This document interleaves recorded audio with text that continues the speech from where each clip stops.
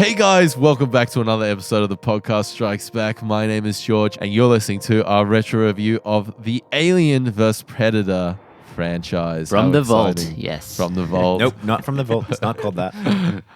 With me today is the TPSB crew, Connor Sup?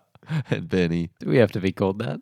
I love how you're really pushing it. I'm pushing it this week. I'm really pushing it. Get that branding Stop on. trying to make TPSB a thing. Hashtag TPSB. Stop trying to make it a thing. Self-sabotaging this podcast. Well, guys, for some reason, we decided to go back and watch Alien vs. Predator 1 and 2. We did it because it's an amazing film. Man, I had such a good time with the first one. Yeah, look, I haven't seen it probably since it came out. I have such an much more appreciation for it now than I did when it first came out. It's such a fun B-grade horror film. Or not even horror film, thriller? Yeah, action film. Action film? Just B grade. Monster I think. movie? Monster Yeah. movie. Yeah. Monster B-grade movie. monster movie. It's also got like an action adventure-y, like Indiana Jones, National Treasure kind of archaeological aspect to it as well, which I really liked. Yeah. Yeah, I think the one of the biggest things that struck me was the amount of practical effects in it. And we're all practical effects whores, but they really amped it up on this one. Yeah. like so much of that and so much detail. Like for a B movie, there was an awful lot of like detail put into the pyramids and a lot of motifs. For all you can say about this one's quality as a film, I really think a lot of love went into it. Yeah. For both of these franchises, they got the best guys in the biz as far as creating these creatures, and it really shows. Like the Queen in this movie is the best Queen that's been put on screen. I think. 100%. What an amazing animatronic. And that whole sort of binding Mechanism. apparatus that Yeah. she's attached to. Fantastic ideas. I said to the guys, you guys, after the film, I felt like it was a comic book movie in that it was kind of like one of those pieces of media combining two characters and smashing them together in a way that you wouldn't normally see on the big screen. And that's what I really liked about this film. So when it first came out, I don't think this film did that well. I don't think it was really received that well. Hell no. Yeah. And I mean, I totally understand why. It is a straight up B monster film. It's not cinematic. It's not a cinematic masterpiece by any stretch of the imagination. It's very hard to give a good review to this like with a straight face. Like you really got to be talking about it in the context of a silly monster movie. Those two characters, Predator and Alien, they have very different flavors in their own film. I mean, Predator was very much that kind of towards that B grade monster film. Alien was straight up horror. Alien's the prestige franchise. But you watch that first Predator movie and it is like dudes in a jungle with a camera. Yeah. Yeah. Especially the front half. Like it is so guerrilla. They all nearly died making that movie. yeah. It's fantastic. It was, it just felt so real and tangible. And Alien was this grandiose. Very cerebral. Yep. Kind of, one alien in a very confined. It basically set the genre benchmarks for space horrors. Big time. And made it sophisticated. Yeah. But I think with this film, you really have to come at it in a lot of ways, detach yourself from the Alien and Predator franchises. And if you come at this film just wanting a cool sci-fi action film, I think this film delivers in spades. It does. And I think that's why this is worth reviewing. I mean, we're coming up to Alien Covenant, and you'd almost think that the obvious choice for a retro review would be Alien and Aliens and Well, this is Prometheus. the process we went through. It's like, what do we watch before the Covenant comes out? And I feel like we all pretty quickly settled on, let's watch AVP. yeah. Well, I mean, we all just have this weird soft spot for it. It's such movies like Alien, you almost have to put in effort to watch. I mean, it pays off in spades as well for completely different reasons. But this is such a film that you can sit down. It's what, like 90 minutes? Yeah, it's like 100 minutes. Yeah, you Flies pump by. it out. Feels great. Yeah. Put it on in the background kind of movie. Yeah, I was trying to find a bathroom break during this movie, and it just every scene was an alien or a predator doing something cool. I'm like, there's just nothing boring here. But I think a lot of people would have complained about maybe how long it takes for the aliens and predators to actually engage in combat. It's a slow burn. This film takes a long time. It sets itself up. It takes a while for them to actually encounter and get to the pyramid. Yeah, but once it does, it shoots off. Every scene is, as you said, there's some kind of action or some kind of important thing happening. And then it's just great designs by H.R. Giger fighting off against the awesome designs from Stan Winston, being directed by Paul W.S. Anderson, who is my favorite B-grade director. I think he's just knows how to make a fun film. But, you look at films like Event Horizon, Mortal Kombat, Resident Evil. He is the guy to do he does a B movie, but with a little bit more sophistication and design and craft. Like this film is well directed. Oh yeah, the scenes are well put together. Like this film, it has a thrust, it has momentum, and it's just really well put together. And he knows the way to get across just a lot of exposition is to get a really crappy Italian actor to say it, and then it's hilarious.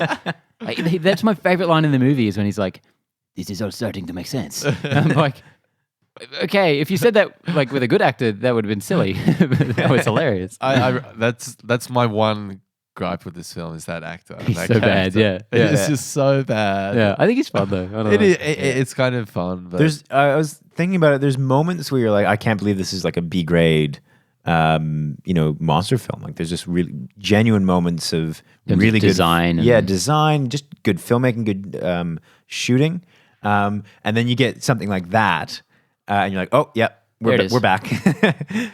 Makes much more sense now. I also enjoy the lore as well. I feel like the story kind of holds together in a comic booky way, but quite well. Yeah. Better than certain movies like Prometheus.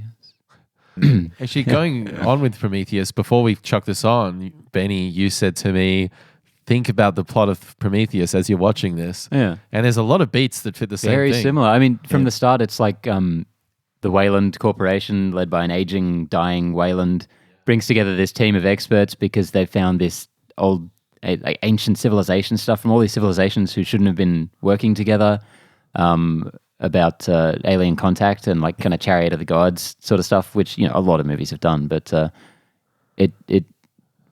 that first exposition scene as well is very much similar. Yeah. I'm almost disappointed that this isn't in that kind of greater universe of aliens. Yeah. I'd prefer it to Prometheus. I hate the engineers. I don't like that stuff at all. I'd much prefer it if Predators were the ones who were shipping aliens around the galaxy. This has been a major contention between us for quite a while, is Prometheus just in general. But I liked that the engineers. I liked the design of them. I think it's one of the greatest crimes against cinema. I think they took something from the original Alien film, The Space Jockey, something so mysterious and not explored whatsoever, and they gave it such a mundane, even goofy kind of backstory to it. It's just the worst thing a prequel can do. Shat me off so much. See, I still disagree. I think that was. Let's not get too deep. This can go all day. Yeah. I feel like that's probably for a movie MMA. Just talking about Prometheus. Definitely. Ben versus Prometheus. Yeah.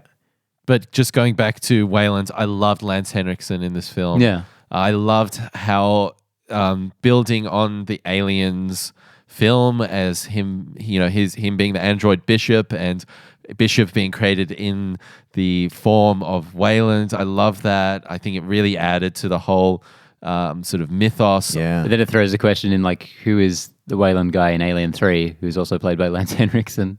Oh, yeah. That's an interesting one. Yeah.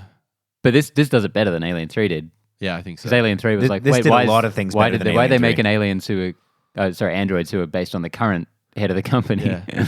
But I think Paul W.S. Anderson in this film, he takes a little bit of Aliens because there's a lot of sort of like, it's a slow burn like Aliens is. They're sort of investigating this facility, this temple, and there's a lot of time spent sort of looking down corridors and a lot of time before anything actually goes down. So it took a lot of the beats of Aliens. So I think he really sort of took a lot of ingredients that were there, that were present, and combined them together in a really nice fashion, which made this film fun to watch.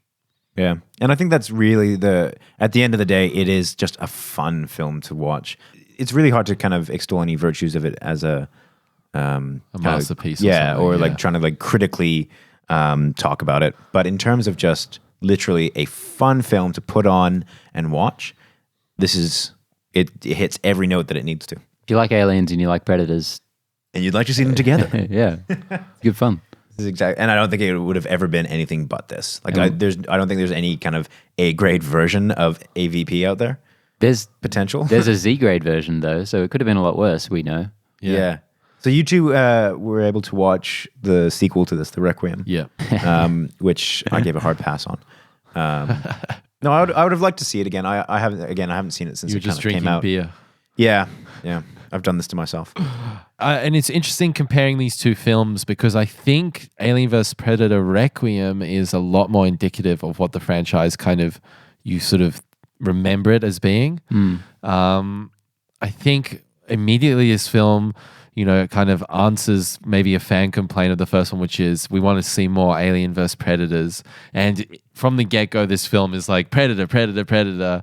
We're on the ship, the pred alien bursts out and is already massive 3 minutes into this film. And They tried to address it, but if you want to see more Alien vs. Predator, this is not it because you can't see anything in this movie. Yeah. So, I remember that being so like dark one of the and choppy. biggest kind of issues that I had with it. Just almost giving me a headache trying to like see anything in this actual film. the action scenes are not framed well at all. Yeah.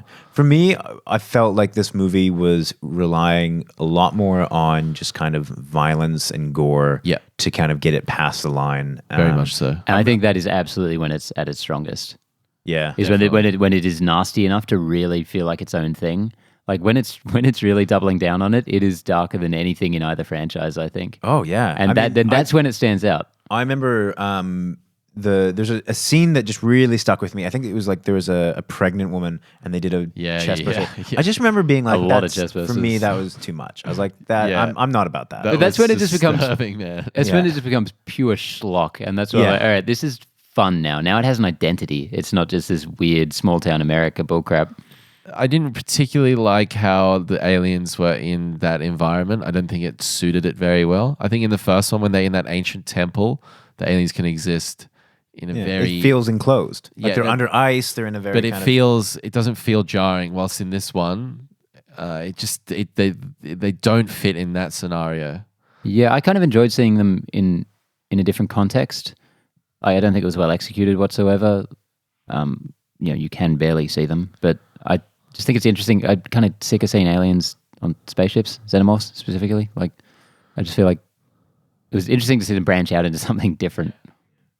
Do you think there was a good version of this film? I don't think this... What is this film? Like, how did this film actually come to fruition? No, absolutely. If it was made as competently as the first one, like from a directorial standpoint, It made it all the way to a B grade film. absolutely, yeah. Like it could have been fun. Like because we know that just watching these two creatures kind of do battle is entertaining. At least in the first one, it is. When the predator chops off that alien's head in half, amazing. amazing. Is there more shit like that in this version? Totally. And this Requiem is god awful, but it does have some standouts, like Dale getting his face melted in. Oh, man. It was amazing. Oh, man. That was so good. And your favorite part of the movie, George? Yeah, when the predator in both of these films, they're like spinning disc weapon. yeah, I love that. Just fucks people up. Yeah. And they get that girl, Yeah. the main chick in Pins it Requiem, right up on the wall. like 3 meters up. She's like impaled Yeah. and like instant death. Makes you appreciate how big the predators are too, because his like little hand weapon just like Far out. bifurcates her. But the boyfriend like goes up to her. It's like, yeah. And she's dead. She's like not even like dying. She's just dead. yeah, that's it. I love that. Just like boom. Done. Yeah, That bit was freaking awesome. yeah. Like if the whole movie was just kind of that stuff, and it was Yeah. better to look at, because the creature design was all still there, of course, and like the costumes and prosthetics and stuff. But we talked about after we saw the film. This wasn't an offensive film. Like this wasn't. Unless you're a pregnant woman. Sorry, Unless you're a pregnant Yeah, one, yeah. that would be disturbing. This wasn't like Amazing Spider-Man kind of film. It wasn't like so bland and boring. Yeah. And I didn't want to jump out of my seat, and I wasn't grinding through it. It wasn't necessarily a smooth narrative, or it didn't pull me in a lot, but I was enjoying it. I was okay with it. It was going along, and it finished, and I was like, that was fine. I said when we were done, I could watch AVP movies forever. Like just that kind of schlocky stuff. Just every installment, throw in another classic movie monster or something. Like I'll keep doing it. So much better than a boring movie. I remember I got to a saturation point when I watched it from memory. There's just a point where I thought it was too shticky and sticky. Yeah, sticky icky. Sticky. I don't know if that's a word. That's not a word. But I'll bet. And my final thoughts on this film: very sticky.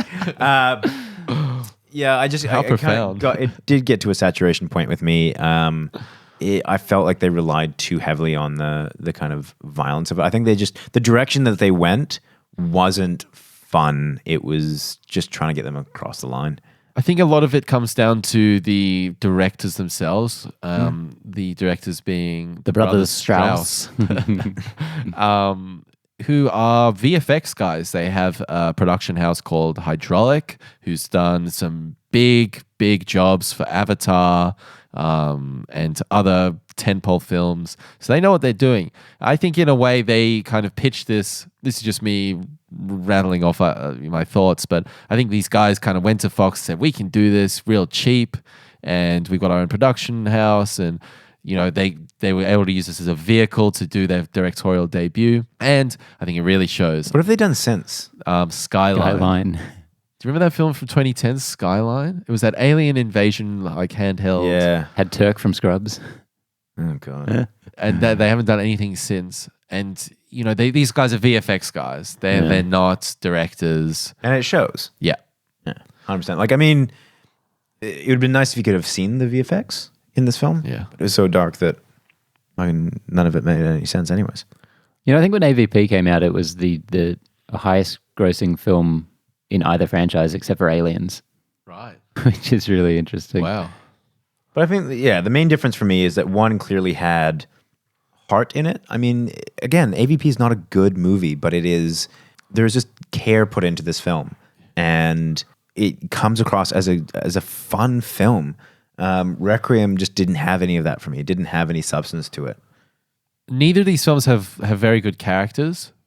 Not at all. And that's putting it nicely. Mm-hmm. But I think there is a main protagonist in AVP1 that is fairly clear. And in Requiem, there's like 5 that you could potentially call the main character.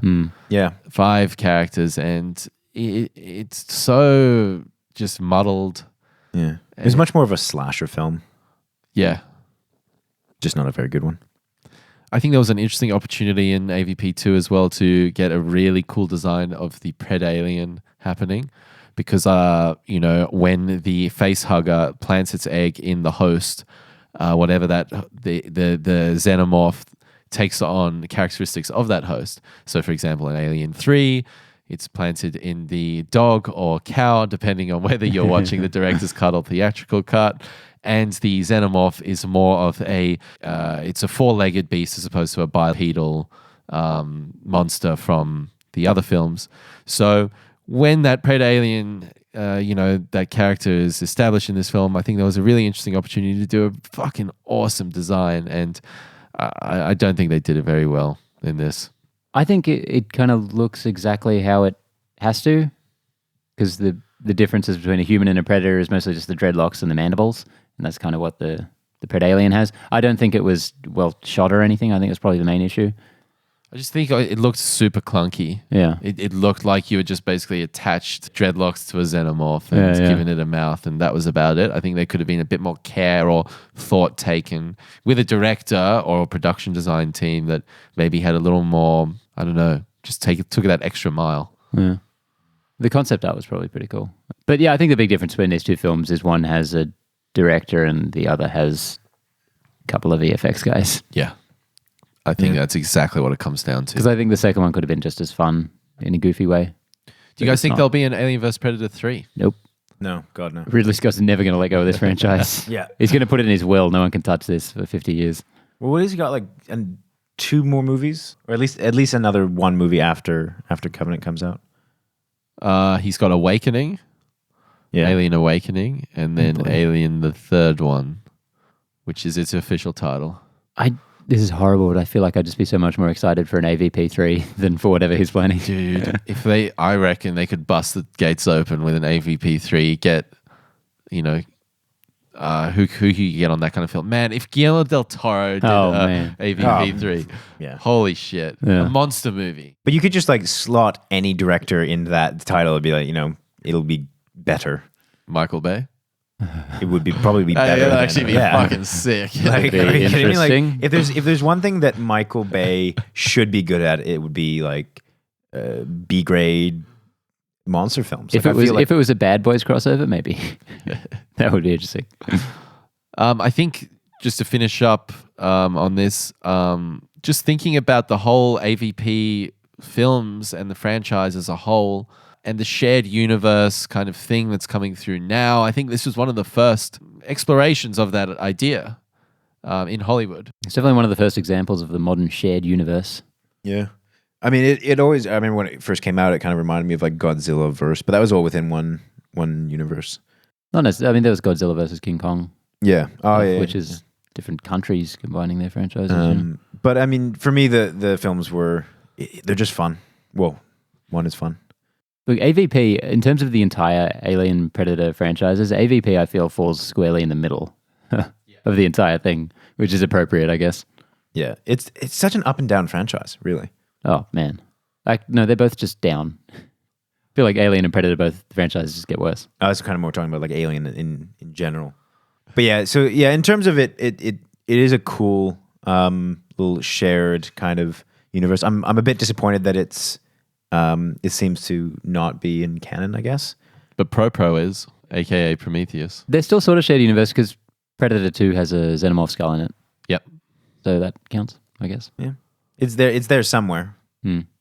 So we'll let Connor go to bed and finish this review here. I think we've got on the cards a movie MMA coming up. Once Covenant comes out, we'll rank all these films, including the AVP, and see what happens, see if we get into some fist fights. Yeah. We will. We might as well just rename the episode Prometheus. Ben and Connor go at it again. Prometheus is at the bottom. Pro. I like some Prometheus. All right, so that's it for our retro review of the Alien vs. Predator franchise. It was a bit of fun. Don't move your keys whilst giving the outro. How dare you? Such disrespect. Go on, George. Thank you so much, guys. Connor. But And Benny. See ya. Thank you, guys.